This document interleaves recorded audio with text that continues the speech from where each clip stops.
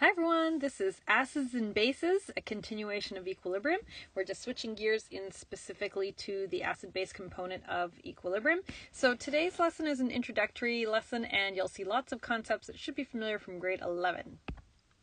So starting with what an acid and a base are, so the most recent theory is called the Bronsted-Lowry theory. An acid is defined as a proton donor, H+, and a base is a proton acceptor. And you might be thinking of, what the heck is an H+, why is it being called a proton? So let's have a look at the Bohr-Rutherford diagram and that will make more sense.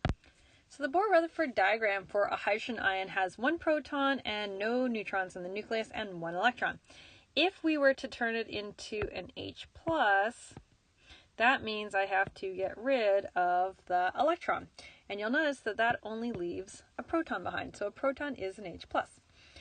One of the more important words that we want to learn in this slide is amphoteric. Amphoteric is a new word. It's something that can act like an acid or a base. So there's a couple of examples down below. This certainly isn't all the examples, but it's a few. The first one there was water. You'll see that one quite commonly. And when water is placed with an acid, it'll act like a base. When it's placed with a base, it acts like an acid. It kind of just does whatever it needs to do to get along. The other examples, you'll notice they have two things in common. They all start with H's, and they all have a negative charge. So those are the two criteria that we want to look for to identify amphoteric substances. And that's because in order to act like an acid, it must have an H to be able to donate, and in order to act like a base, it has to accept an H+. And if something has a negative sign, that means not only does it want to accept an H+, but it's actually going to be attracted to an H+. Acids undergo what's called ionization, which is just the process of forming ions. So here HCl will make, one-way arrow here because it's a strong acid, will make H+ ions and Cl- ions. More specifically, if we were looking at that reaction and included the water that it was combined with, we would actually see more realistically what actually forms, and that is what's called a hydronium ion, so an H3O+ here. That's called a hydronium ion. And this is sort of the abbreviated form, and this is more sort of the full form of the reaction. Either one is fine. You'll see both. I often will go with the full form because that helps us to understand a little bit more fully what's going on in the reaction sometimes. So bases undergo what's called dissociation. It's pretty much the same thing. It's the process in which ions break apart when dissolved in solution. The big thing to remember here when we are working with a strong base, and strong bases are ones that have OH in their formula more or less, they never show water. So we just show them as sort of uncrossing. Think of the crossover rule. They're just uncrossing to make sodium ions and hydroxide ions. So the hydroxide ions are in blue here, and that's because when we have hydroxide ions in solution tell us we have a basic solution. Whereas before, when we saw those H+, or H3O+, that tells us we have an acidic solution. So this will be common throughout the whole acid-base section that we're going to look at, is we'll be able to identify acid and base reactions because of these types of ions.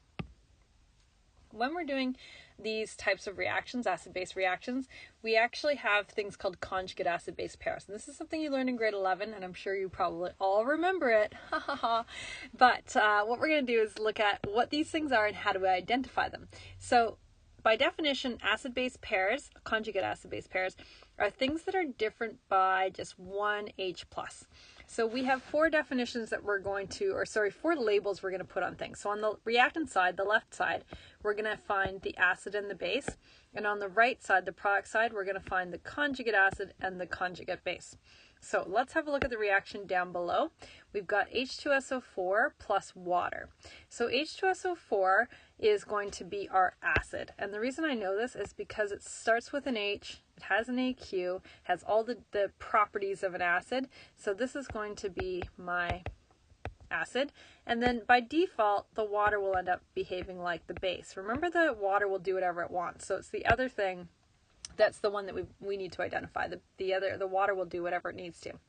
So what will happen is, by definition, an acid is a hydrogen ion donor. So the H will go from the acid to the base.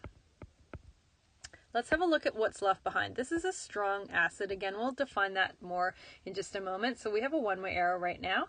But what happens here is you have to think about what's going to happen to H2SO4 if I lose an H and a plus sign. So let's lose the H first. So if I lose an H, it's got H2SO4 right now. So if I lose an H, it now becomes an HSO4. I've lost one of the H's. Notice that even though I had two H's, I still only give one away at a time. That's something that's going to be important. In terms of charge, when something is neutral, it's because it has an equal number of pluses and minuses. So if I come along and I take the plus away, there's now a minus that doesn't have a corresponding neutralizing charge. So you'll find that the HSO4 has a minus charge on it. Now let's look at the other ingredient, the water. It's an H2O, and I'm now going to add an H+. So H2O will become H3O. And again, when something is neutral, it has an equal number of pluses and minuses, but I'm going to add an extra plus here. So overall then, H3O will be H3O+, and both of these will be aqueous. In terms of who's the conjugate and who's the conjugate acid, who's the conjugate base, let's go back to the definition. I know that the difference in the partners are an H+, so let's figure out who is the partner for the acid first. So the acid is H2SO4. If I look on the right-hand side, the only ingredient that's different by an H+ is the HSO4. So this is going to be the partner of the acid, so it's called the conjugate base. Remember, it's acid-base pairs, not acid-acid pairs. All right, the second one is the H2O. Its partner is, again, must be different by only an H+. So these guys are partners. H2O and H3O+ are only different by an H+.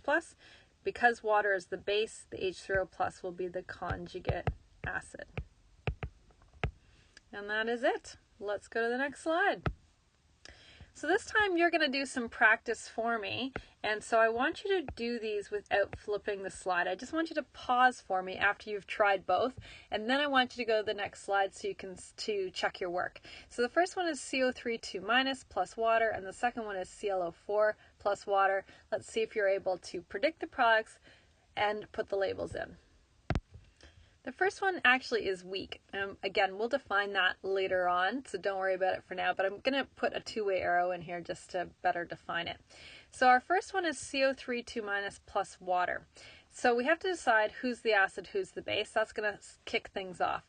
If I look at CO3 2-, it cannot be an acid. It does not have an H. So by default, it will be the base, and the water will then have to be the acid, which means to start this reaction, the water will have to donate an H+ to the CO3 2-. That means that the CO3 2- will become HCO3. Remember, it's got a 2-, I'm adding a plus, so it will still have a 1- charge overall. So again, if I think about it, usually I'm working with a neutral, but I have a 2-, and I'm adding a plus to that, 1+, so that leaves me with 1-. So that's where this charge comes from. The water, on the other hand, loses an H and a plus. So it's going to have just one H and one O. Normally I flip this guy around so it becomes OH-. And again, I'm losing a plus, so my equal amount of plus and minuses that I normally have, I'm going to get rid of that plus, so that's why I'm going to end up with a minus over here as well.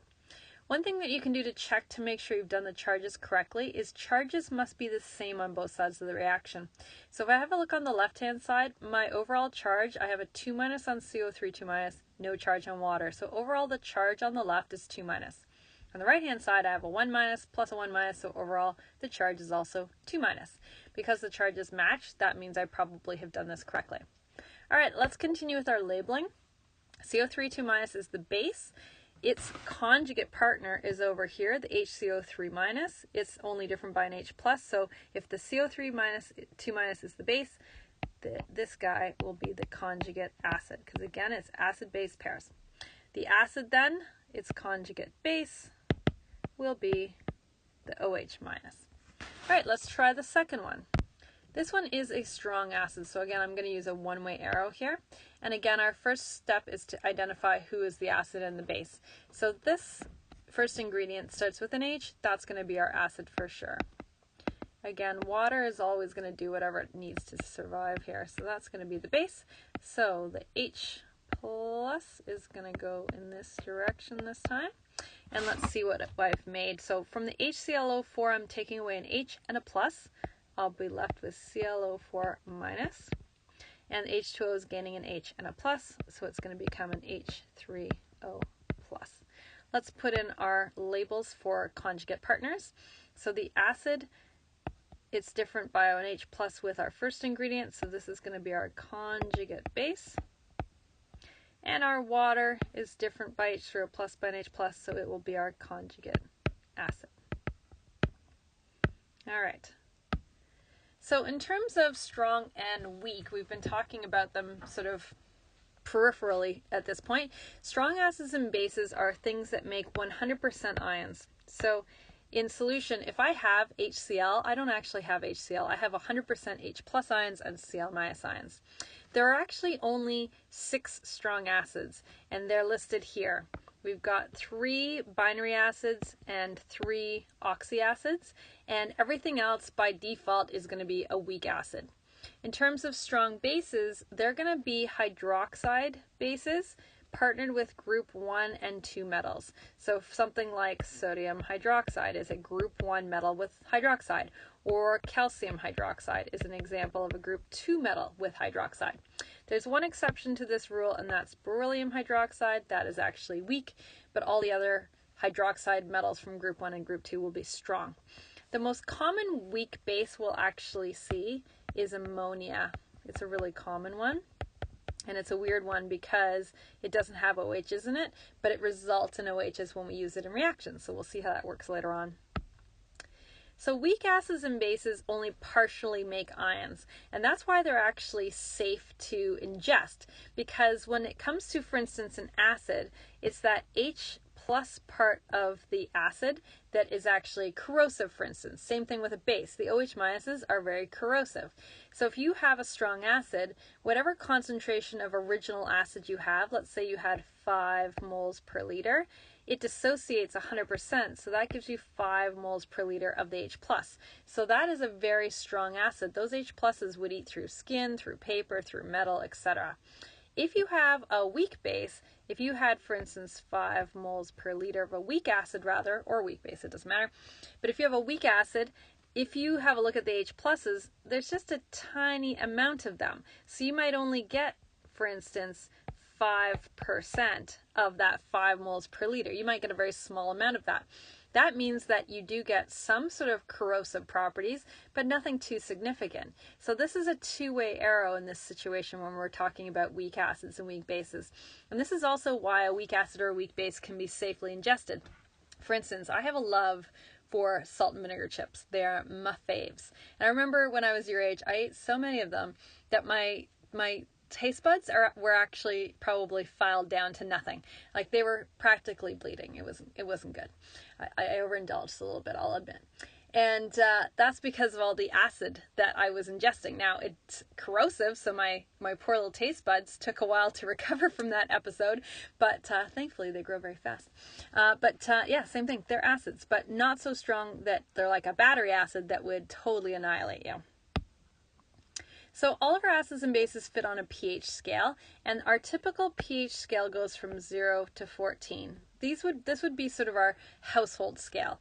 But if something in the lab was brought in, it can go into the minuses. So there are labs that we've done actually where we've had acids that are in the negatives, and there are also bases that go greater than 14 on the other side as well. So the acid-base scale is 0 to 14 for everyday substances, but it can go in both directions further than that, and you'll see that sometimes. This is a fun little website if you want to check out what different things are in terms of their pH. I've given you a little picture to sort of give you an idea as well, but it's kind of fun. Usually we do this as a class, as a whiteboard challenge, but of course we're not in class right now. So, but if you want to play, go ahead and play and see if you can guess what the pH of the different substances are, and you can also see what happens to pH when you add more or less water. So we are now to the calculations portion of things, and we're going to use these calculations if it's strong or if it's weak, and we'll see these throughout this section on acid base. And so we have sort of three calculations, yeah, more or less three calculations here. The first one is if I want to find pH or POH. If I have pH, it's because I'm talking about a measure of H3O pluses, and if I've got POHs, it's because I'm talking about how many OHs I have. You can actually have a pH and a POH of the same thing. The scales are opposite. So on a pH scale, the low numbers are acids. On a POH scale, it's flipped around. The low numbers are bases. We usually just talk about the one scale, but you can generate numbers for both. The second formula is the inverse of the first. So if I wanted to find the concentration of H3O plus or H plus, remember they're interchangeable, it's 10 raised to the negative pH. And same thing with the OH minus concentration is 10 raised to the negative POH. It's really important that you include that negative. If you don't, you will not get the right answer. There's also this equation at the bottom that's kind of sort of in between the two sections here, and that's pH plus POH equals 14. And that just means that the two things will always equal 14. It's a constant, so if I had one piece of the puzzle, I could solve for the other. I've put two significant digits in here as placeholders, or two decimal places rather, but 14 is an exact number, so there's actually an infinite number of zeros behind the decimal here. And lastly, when we're doing these types of calculations, just so they're extra confusing, the number of significant digits in the concentration is the number of decimal places in the pH and POH. So that's going to be a little confusing, but we'll work through it with an actual problem so it makes more sense. So before we get to some problems, just a little bit about where the idea of 14 comes from. And it comes from neutral water. So water we think of as being neutral and having a pH of 7.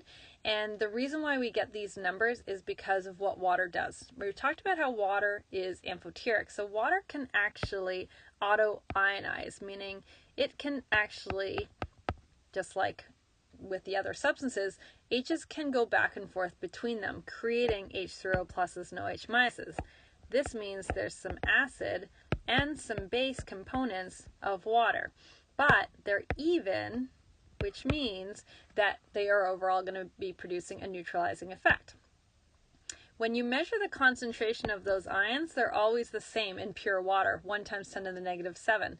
So if we were to look at the K of W, K of water, K would be, if we go back to this equation, let me just jot it down for you. So if we were to put a K together, K would be products over reactants. But because the reactants are liquids, liquids don't go into Ks, they're pure, this is the value of our K. And we call it KW because it's talking about water. If the concentration of both of these ingredients is 1 times 10 to the negative 7, we end up getting 1 times 10 to the negative 14 for K.